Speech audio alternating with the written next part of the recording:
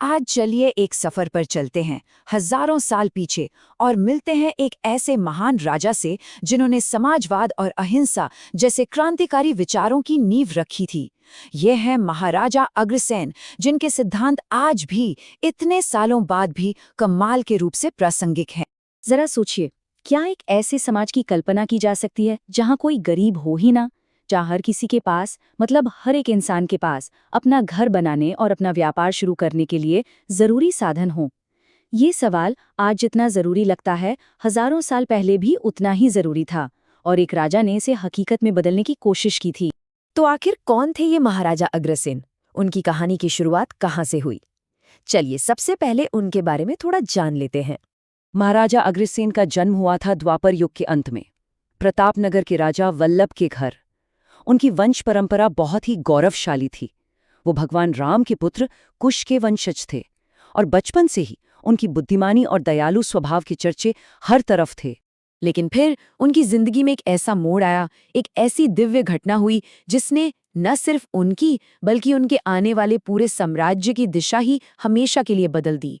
तो हुआ ये कि राजकुमारी माधवी को लेकर उनका स्वर्ग के राजा इंद्र से एक विवाद हो गया। इस मुश्किल को हल करने के लिए महाराजा अग्रसेन ने कठोर तपस्या की। उनकी भक्ति से खुश होकर देवी लक्ष्मी ने उन्हें दर्शन दिए और एक नया राज्य बनाने का आदेश दिया। साथ में ये वरदान भी दिया कि उनका वंश हमेशा फलता फूलता रहेगा। और इसी आशीर्वाद के साथ उन्होंने अपने नए राज्य अग्रोहा की स्थापना की।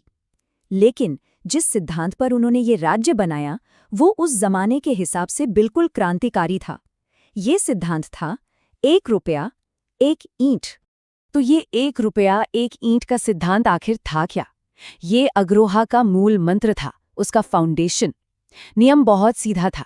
राज्य में आने वाले हर नए व्यक्ति को शहर में पहले से रह रहा हर परिवार 1 ईंट और 1 रुपया दान में देगा।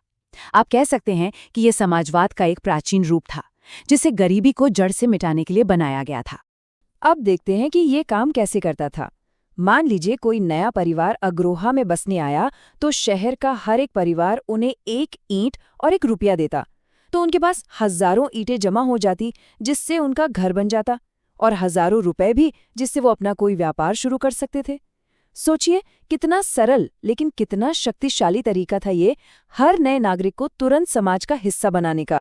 तो इस नीति का नतीजा क्या निकला? 0। जी हाँ, अग्रोहा में गरीब लोगों की संख्या 0 थी। ये एक ऐसा समाज था जहां हर किसी के पास पूरी सामाजिक सुरक्षा थी। लेकिन महाराजा अग्रसेन की कहानी सिर्फ उनकी आर्थिक नीतियों तक ही सीमित नहीं है। उनकी जिंदगी में एक और बहुत बड़ा मोड़ तब आया जब उन्होंने हमेशा के लिए हिंसा का रास्ता छोड़ दिया और अहिंसा को अपना लिया। अपने नए राज्य की परंपराओं को स्थापित करने के लिए महाराजा अग्रसेन ने 18 महान यज्ञों का आयोजन किया। ये सिर्फ धार्मिक अनुष्ठान नहीं थे, बल्कि उनके साम्राज्य की पहचान बनने वाले थे।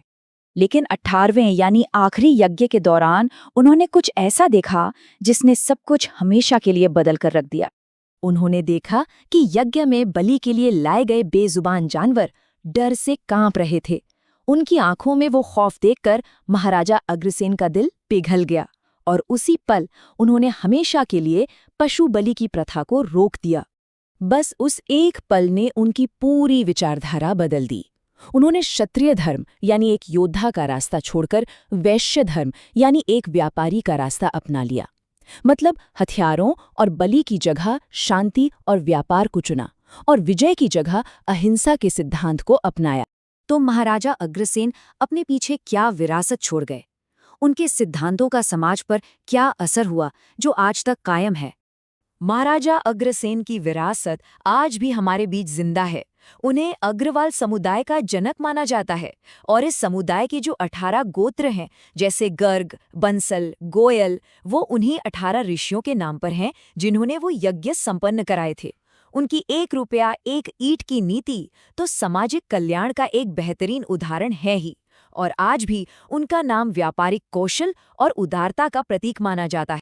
उनकी कहानी से यही सीख मिलती है कि शक्ति का असली इस्तेमाल किसी को जीतना या दबाना नहीं है, बल्कि दूसरों की रक्षा करना और पूरे समाज को एक साथ लेकर आगे बढ़ना है।